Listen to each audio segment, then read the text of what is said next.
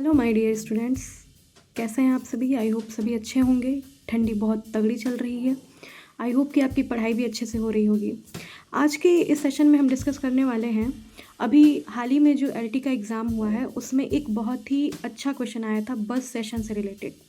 ठीक है, buzz session एक ऐसा टॉपिक है जो आपके यूजीसी नेट पेपर के पेपर 1 यानी कि टीचिंग एप्टीट्यूड का भी एक बहुत इंपॉर्टेंट टॉपिक है। साथ ही साथ आपके होम साइंस के एक्सटेंशन एजुकेशन का भी एक बहुत ही इंपॉर्टेंट पार्ट है। तो देखिए, बस सेशन होता क्या है। कई स्टूडेंट्स होते हैं जो ब्रेन स्टॉर्मिंग और बस सेशन में कंफ्यूज होते हैं। दोनों लगभग सिमिलर है but there are very different. Buzz session क्या है? बस सेशन को डेवलप किया था मिशिगन यूनिवर्सिटी में डॉक्टर जे डोनाल्ड फिलिप्स ने। ठीक है, ये जरूर याद रखिएगा।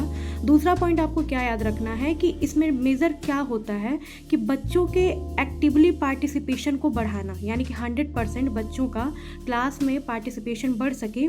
इसीलिए यहाँ पे लार्ज ग्रुप को क्लास के छोटे 6 लोगों के ग्रुप में सब यूनिट्स में डिवाइड किया जाता है और प्रत्येक ग्रुप को 6 मिनट का टाइम दिया जाता है। इसीलिए इस मेथड को फिलिप्स यानी कि फिलिप्स के नाम पे फिलिप्स 66 मेथड भी करके दिया जाता है। इसका जो मेन फोकस होता है वो होता है बच्चों में इंटरेक्शन को बढ़ाना और साथ ही साथ फीडबैक भी तत्काल देते रहना।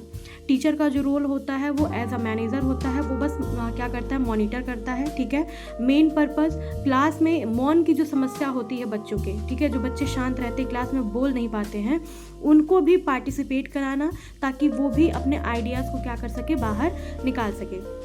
कम्युनिकेशन मेथड क्या होता है? हॉरिजेंटल होता है मेथड और साथ ही साथ मल्टी डायरेक्शनल भी होता है। बेस्ट किसके लिए होता है? तो जो भी हमारे लार्ज ग्रुप्स होते हैं, ठीक है, स्पेशली क्लासरूम, उनके लिए काफ़ी बेस्ट मेथड होता है।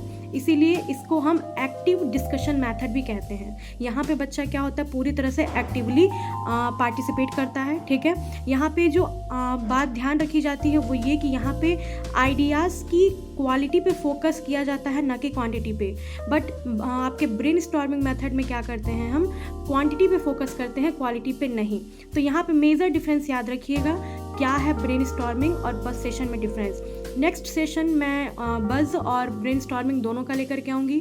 कैसा लगा है वीडियो आपको? अगर अच्छा लगा है तो लाइक शेयर सब्सक्राइब कर दीजिएगा और मुझे कमेंट में ज़रूर बताइएगा कि किसने फिलिप्स 66 और बज़ सेशन मेथड को डिस्कवर किया था।